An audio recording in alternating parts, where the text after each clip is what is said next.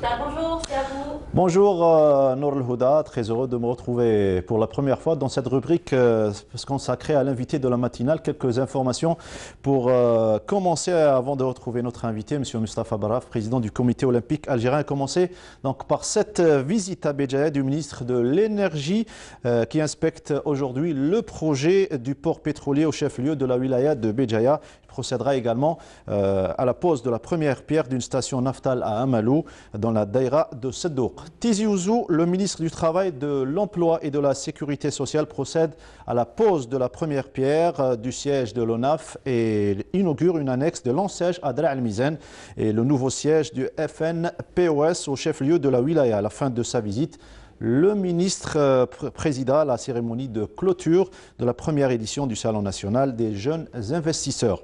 Biskra, le ministre du Tourisme et de l'Artisanat, visite un salon de l'artisanat à la Chambre de l'artisanat et des métiers avant d'inaugurer un hôtel dans la commune de Branis. L'activité du jour sera également marquée au Conseil de la Nation par la séance plénière consacrée aux questions orales adressées au ministre de l'Intérieur, des collectivités locales et de l'aménagement du territoire, et au ministre des Finances et de l'Habitat, de l'Urbanisme et de la Ville. Réunion de travail entre le ministre du Commerce et une délégation d'hommes d'affaires américains, membres du Conseil d'affaires algéro-américain, à la salle Dar al-Jazair au Palais des Expositions. Il sera également question de cette rencontre entre le ministre de l'Environnement, la ministre de l'Environnement et des Énergies renouvelables et les directeurs de l'environnement des wilayas au Centre international des conférences CIC Club des Pins. Il y aura également la clôture du Salon international des équipements et des services de l'eau et de l'environnement pour l'UTEC 2019, suivi d'une conférence de presse animée par le ministre des Ressources en eau au Palais des Expositions Pins-Maritimes. Au programme également cette rencontre sur le bilan et le développement de la filière de l'hydraulique agricole en marge du Salon international des équipements et des services de l'eau pour l'UTEC au Palais des Expositions d'Alger. Et au menu aussi l'association des femmes algériennes chefs d'entreprise qui organise un séminaire sur l'évolution des femmes chefs d'entreprise dans la région du MENA. Cette rencontre verra également la signature d'une convention de partenariat entre l'association SEV et le Fonds de garantie de crédit à la PME FGAR à l'hôtel L'Horacier. Enfin, à Annaba, quatrième opération d'exportation de clinker de la cimenterie Silas de Biskra vers l'Afrique de l'Ouest à partir du port de Annaba. Et à présent, place à l'invité de la matinale. On reçoit avec grand plaisir M. Mustapha Barraf, président du comité olympique algérien. Très heureux de vous avoir parmi nous aujourd'hui. C'est un réel plaisir de parler d'olympisme aujourd'hui. Installez-vous. Alors, donc, il faut rappeler également que vous êtes président de l'association des comités nationaux olympiques africains. Félicitations, depuis le 29 novembre 2018. Et on va revenir sur cette semaine chargée, Assemblée générale de la zone 2 de l'ACNOA, mais également surtout cette visite en France où vous avez rencontré les sportifs algériens, les champions algériens qui résident en France et en Europe d'une manière générale. Qu'est-ce qui a motivé cette rencontre, M. Barraf? Bonjour à toutes les spectatrices et à tous les spectateurs du Canal Algérie, et puis merci de m'avoir invité. Je voudrais d'abord apporter une précision, c'est que l'initiative vient de l'ambassade d'Algérie à Paris et de son Excellence, Monsieur l'ambassadeur, qui est également un très bon ami et un homme d'une grande probité intellectuelle et morale qui mérite tout le respect. Et cette initiative, il faut le rappeler, est une initiative qui a été décidée depuis quand même pas mal de temps, et qui a pris forme en créant cet espace qui va permettre à tous ceux qui ont des potentiels et tous les jeunes qui ont des potentiels encourageants de s'exprimer, de s'épanouir et de pouvoir trouver un cadre idoine pour exposer leurs préoccupations et trouver un interlocuteur valable qui puisse transmettre au pouvoir public et notamment aux organes concernés leurs préoccupations. Donc j'ai été très agréablement surpris d'abord par la qualité des intervenants, l'ambiance qui régnait dans cette... Il n'y avait que du beau monde, hein. Les grands champions étaient il y avait également beaucoup d'athlètes de grande renommée, des champions, des entraîneurs, des techniciens, des formateurs qui méritent tout le respect. Et on a eu une écoute attentive de l'ambassade et moi-même, donc, j'ai pris acte de certaines préoccupations qui concernaient le comité olympique et qui concernaient aussi les prérogatives des pouvoirs publics pour pouvoir transmettre les messages et éventuellement, surtout prendre en charge les jeunes talents, les nombreux jeunes talents qui existent au sein de l'immigration algérienne. Nous avons, que ce soit les autorités ou nous-mêmes à notre petit niveau, nous avons toujours considéré qu'un Algérien était un Algérien, qu'il habite au Québec ou qu'il habite à Paris, Il reste un Algérien. ou à la Casbah ou dans n'importe quelle métropole. Un Algérien est un Algérien et s'il a les capacités, les compétences, les qualités pour représenter le pays, eh ben, c'est à lui que revenait cette place. Donc j'ai été, je vous le dis une nouvelle fois, très agréablement surpris par l'ambiance qui régnait au sein de cette communauté et surtout le débat d'idées qui était franc, sincère et très fructueux.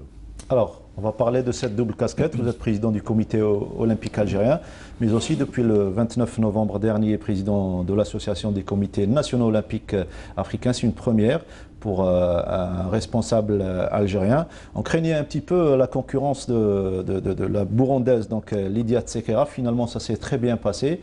Une victoire algérienne accompagnée des encouragements de l'État algérien. Oui, l'encouragement de l'État algérien, enfin de son Excellence, Monsieur le Président de la République, a été très mondial dans cette grande compétition. Et je pense qu'il y a aussi M. Karkaba, qui est le vice-président de la Fédération internationale d'athlétisme, le Camerounais, qui est une personnalité reconnue dans le monde entier. Donc j'ai eu l'honneur et le plaisir d'avoir la confiance de mes pairs. Ça m'a permis aujourd'hui de travailler dans de bonnes conditions. Je viens de passer au Mali pour présider la zone 2 et je viens aussi de rentrer du Burkina Faso où j'ai eu l'honneur et le plaisir de présider la zone 3. Les choses se passent de très bonne manière, il y a une très bonne ambiance. Il y a une osmose totale entre tous les CNO du continent et personnellement, je suis très optimiste. Donc une nouvelle mission pour vous, Monsieur Mustapha Baraf. Allez-vous vous en servir pour aider davantage, on va dire, le sport algérien? Bien sûr, la finalité de cette problématique reste servir le pays, servir avec honneur et dignité d'abord le pays, et puis veiller à ce que ses intérêts soient préservés. Il y a effectivement eu cette élection qui me permet aujourd'hui d'entrevoir d'autres débouchés aussi pour d'autres Algériens et d'autres Algériennes. On ne va pas en rester là, je pense. Et il y a beaucoup de personnalités algériennes qui ont de grandes compétences et de grands potentiels et qu'il faut mettre à jour, qu'il faut intégrer dans les instances internationales. Et c'est ce que je battelle de faire depuis déjà l'intérim que j'ai fait pendant une année. Nous avons quand même mis l'accent sur les relations internationales. Nous avons également, comme vous le savez, lancé un certain nombre de projets, notamment l'Académie africaine d'escrime, qui est maintenant opérationnelle. L'Académie africaine de judo est en train de voir le jour. Et l'école, le judo dans les écoles, c'est un programme international de la Fédération internationale qui a été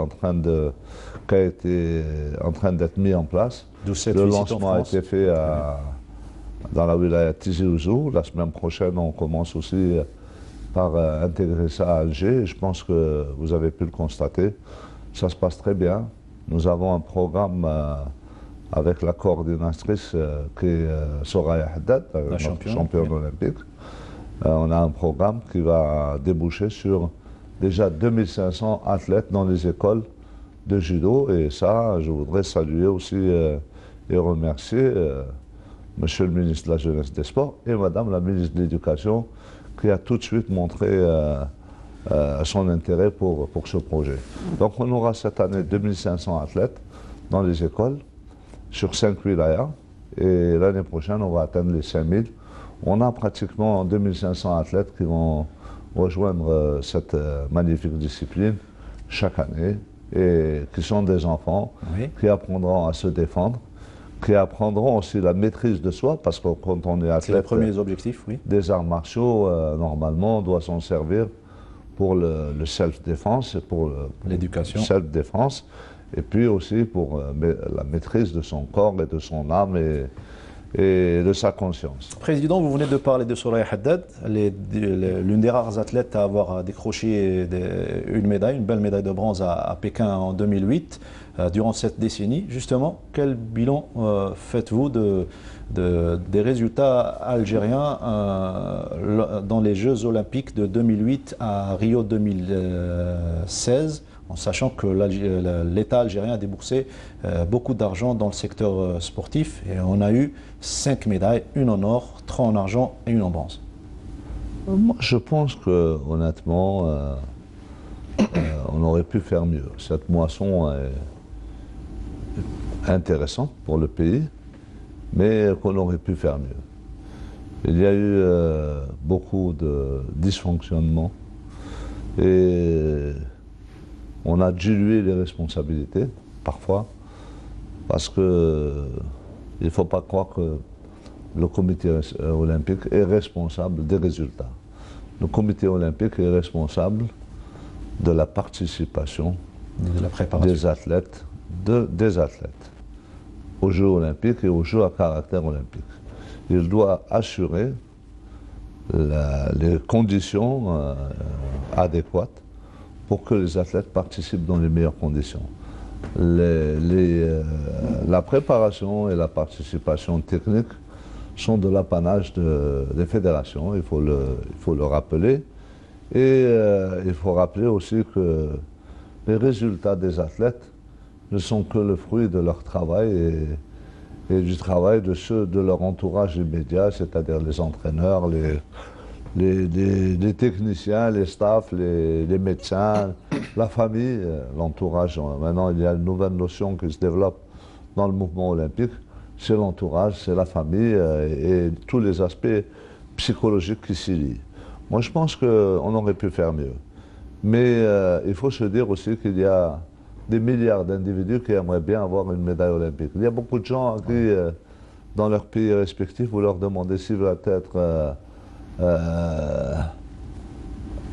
la plus haute personnalité politique de leur pays ou un champion olympique, ils vous disent champion olympique. Ouais. Donc il faut aussi se rappeler qu'il y a des milliards d'individus, et de femmes et d'hommes qui veulent être champions olympiques, que nous avons maintenant une concurrence impitoyable.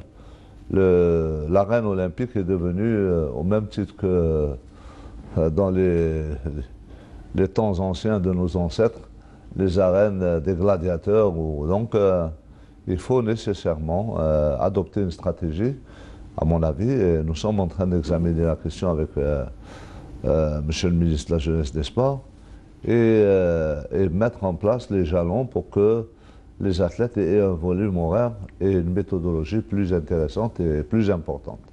Donc,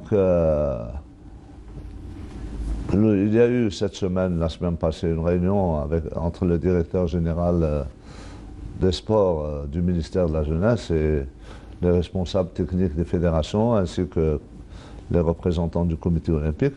Je pense qu'on a aujourd'hui un climat qui se prête parfaitement à de bonnes prévisions et à de bonnes intentions.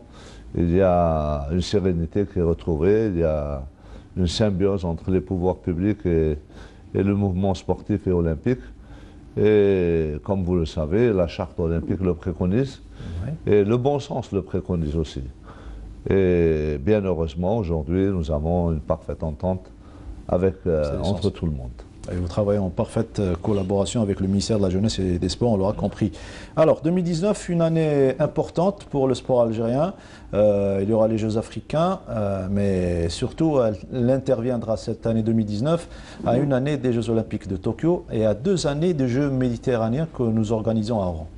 Oui, les Jeux africains du Maroc seront une étape intermédiaire très importante.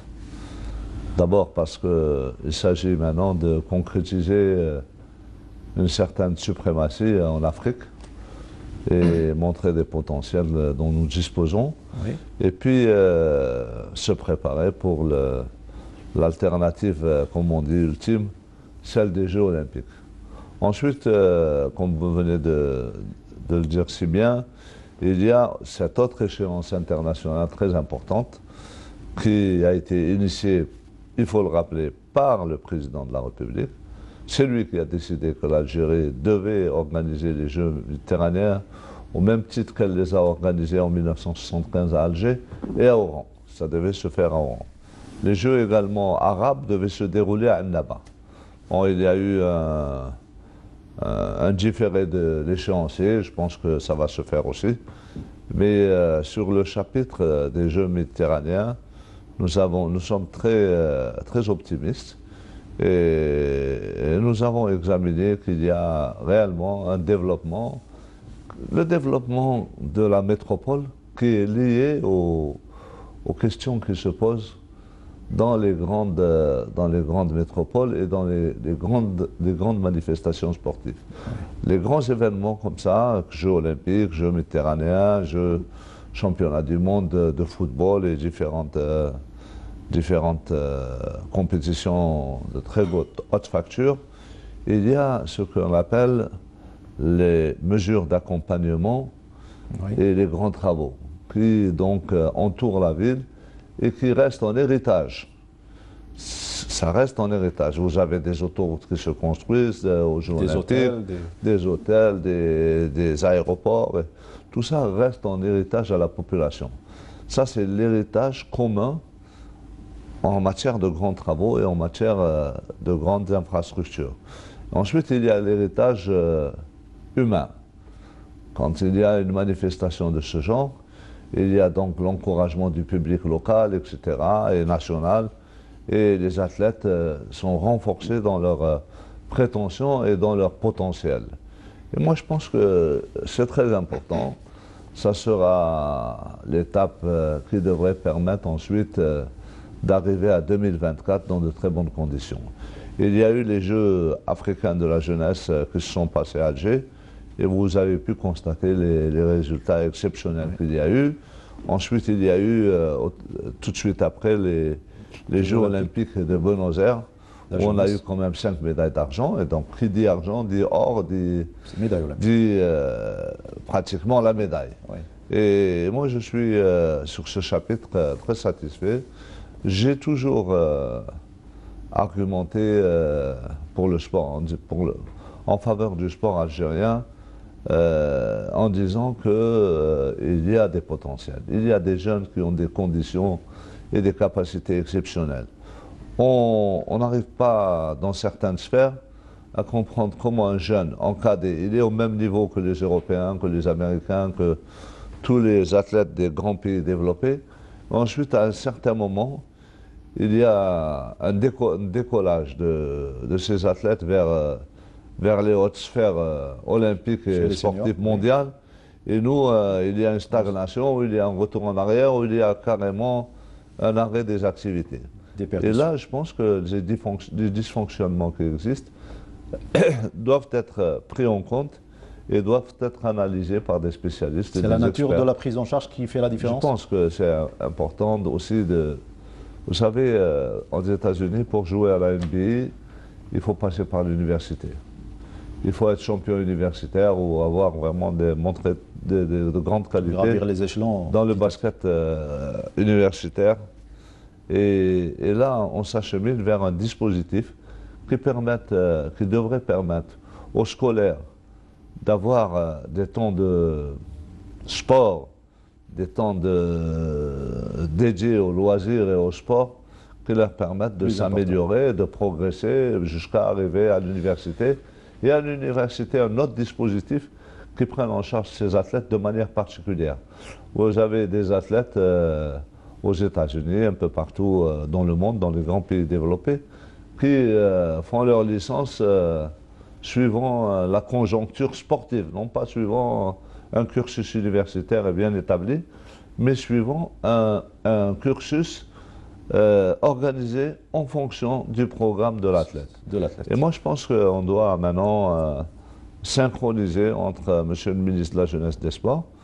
Je sais qu'il y a une très bonne entente entre eux. Monsieur le ministre de l'Enseignement supérieur. Pour une nouvelle réforme, je pense qu'il est nécessaire d'établir de nouvelles réformes. Et même à l'école, il est maintenant impératif de consacrer plus de temps au sport. Très bien. Et à la musique, à la culture, par rapport à certaines autres matières. Pour l'épanouissement de la jeunesse. Certaines autres matières. Dernièrement, Président, vous avez crié haut et fort ce que beaucoup d'entre nous, beaucoup d'entre les acteurs du sport algérien pensent tout bas concernant le fléau du dopage. Est-ce pour le comité olympique une introduction à une lutte acharnée contre les tricheurs? Honnêtement, je n'ai pas l'intention de présenter le comité olympique comme un médecin sur ce chapitre, mais nous avons le devoir de faire ce qu'il faut faire et de dire la vérité aux Algériens. Très souvent, il m'a été donné de dire certaines vérités qui ont déplu et qui ont fait provoquer le holà, mais qui se sont finalement avérées vraies. Vous avez le cas de la Coupe d'Afrique, vous vous rappelez, l'histoire du Gabon. Et avec M. Hayatou, il y a eu un petit accrochage, etc. Mais c'était vrai, c'était la vérité. Il faut dire la vérité aux Algériens. Et je pense qu'avec ça, on peut avancer. Et sur le chapitre du dopage, il y a ce problème de dopage qui se pose maintenant partout dans le monde. Ce fléau social, ce fléau maintenant qui est très fortement en train de se propager, d'imprégner les sportifs. Et je crois qu'il est notre devoir à tous d'établir un diagnostic, de mettre la main dans la main contre ce fléau. Il y a des dispositifs législatifs. Le législateur a prévu dans la loi des textes pour combattre ce fléau. Ces textes ne souffrent d'aucune équivoque. La vente des produits dopants, la propagation des produits dopants est un fléau pénal. La consommation est un fléau qui relève des autorités sportives et qui prévoit un certain nombre de sanctions jusqu'à la disqualification totale. Or, dans notre pays, on a malheureusement pas suffisamment mesuré l'ampleur des dégâts que peut provoquer ce phénomène. Et je crois qu'il est temps maintenant de mettre un holà à tout ça. Nous avons en perspective, avec M. le ministre de la Jeunesse et des Sports, discuté du passeport biologique. Les choses sont en train de se mettre en place. Tous les athlètes algériens, dans un laps de temps assez court, auront leur passeport biologique. On pourra déterminer de manière très précise l'évolution biologique de chaque individu et de chaque athlète. Avant de terminer, M. Baraf, à la fin de ce week-end, donc le 16, donc ce samedi, on aura la visite de la première dame du Mali, qui n'est autre que la présidente de l'Académie olympique malienne, Mme Aminata Maïga Keïta. L'objet de cette visite? Nous avons été effectivement informés de la visite de son Excellence Madame la Première Dame du Mali. Bon, je crois qu'il y a un petit report qui est en voie d'être effectué parce que Madame la Première Dame a été à l'Union africaine avec son époux pour accompagner son Excellence Monsieur le Président de la République. Et de là, il y a eu un certain nombre d'initiatives qui leur sont propres et qui sont propres à leur haute fonction. Oui. Et donc, il y aura peut-être probablement un petit différé de la visite. Mais je voudrais rappeler que Son Excellence, Madame la Première Dame, est présidente de l'Académie olympique au Mali, qu'elle prête un intérêt particulier à l'Académie olympique et sportive au Mali et qu'elle a un certain nombre aussi d'activités non lucratives, de mécénat qui sont dans le sport et donc elle s'intéresse énormément à la jeunesse et des sports et elle est la principale interlocutrice du mouvement olympique et sportif au Mali. C'est une grande dame et elle est très respectée dans les milieux du sport et de l'olympisme. Elle participe chaque année au forum Peace and Sport à Monaco et moi je suis très honoré, très heureux que l'Algérie accueille cette grande dame et nous ferons le nécessaire pour qu'elle soit reçue dans des conditions idoines. Comme chez elle. Alors, juste pour terminer, comme il se fait de coutume avec le président du comité olympique algérien, un message à l'ensemble des sportifs algériens. Le message que j'ai à adresser à l'ensemble des sportifs algériens, c'est d'abord de se comporter toujours en bon citoyen et de continuer à être exemplaire. Les sportifs, vous le savez, veille que vaille, sont la locomotive des jeunes dans la société. Et je crois que nous avons, et particulièrement les grands sportifs, ont le devoir d'avoir un comportement exemplaire. Il y a aussi cet aspect de violence que nous constatons dans les stades. Et là, je crois que je vais faire un appel aussi à tous les supporters pour leur demander, aujourd'hui, dans toutes les disciplines sportives, ce phénomène n'existe pas que dans le football, on est en train de l'observer maintenant dans d'autres disciplines. Je vais demander à tout un chacun d'avoir aussi de la retenue et d'avoir un comportement exemplaire. Le sport implique automatiquement le fair play et le respect de soi et le respect de l'adversaire. Et je pense que nous devons maintenant arrêter tout ça. Il y a des mesures préventives, il y a des mesures curatives, comme vous le savez, qui sont d'ordre pénal. Et il y a aussi des mesures de sensibilisation de tous ces jeunes qui, malheureusement, vont au stade pour exprimer leur désarroi. Le désarroi ne s'exprime pas dans un stade et par la violence. Il s'exprime par le travail, par la volonté de progresser, de devenir quelqu'un. Et je crois que l'Algérie est l'un des rares pays au monde où chacun a sa chance.